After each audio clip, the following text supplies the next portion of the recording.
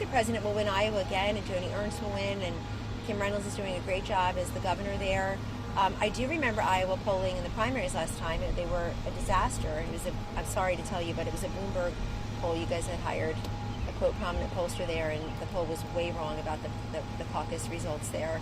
As you may recall, you had a big fancy, expensive cocktail party to release it. And I realized Michael Bloomberg then went on to spend $1 billion on other things, like a failed presidential run. But at the time, it was to release a poll that ended up being wrong. So here's what I think about polls generally. I think and I've said this for years because I was a pollster, I don't know a billion things about a billion things, but I know polling. And I think we should always look to see who's being polled. So this is not about that poll. If it's adults, even if it's registered voters, likely voters, I always said for decades as a pollster, Zeke, you're really going to want this one, is that the worst way to find out if somebody's a likely voter is to ask them, are you likely to vote?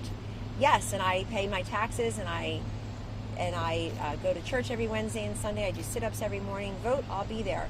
I think you have to make people feel comfortable to tell you that they either haven't voted or why they feel more motivated this year or less motivated this year, and be very honest about that with people.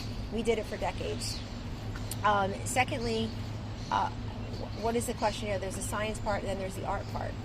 What are the questions? So I think what you're going to see in many of these swing states is what we saw in 2016, which is Biden and Trump in relatively close proximity to each other, under 50% in most of these swing states. And when the president asked me to be his campaign manager on August 12th, 2016, it's just the two of us, I talked about those polls. I talked about how there were a number of swing states that we can go into at that time where three important parts. Number one, Obama, Biden had carried them twice with over 50% of the vote. Number two, there was no poll that had Hillary above 50% staying there for a sustained amount of time in those states. And number three, those states had elected a Republican statewide during President Obama's tenure, the Obama-Biden years. So it's not that they're allergic to Republican leadership. In fact, they had governors and or senators who were Republican, other statewide officials. So that's important to look at too, because I think these races, the main thing that I see is that both of them are under 50% in most of these states. We never did a single national poll when I was campaign manager. I looked at it as a colossal waste of money for the reasons we're talking about.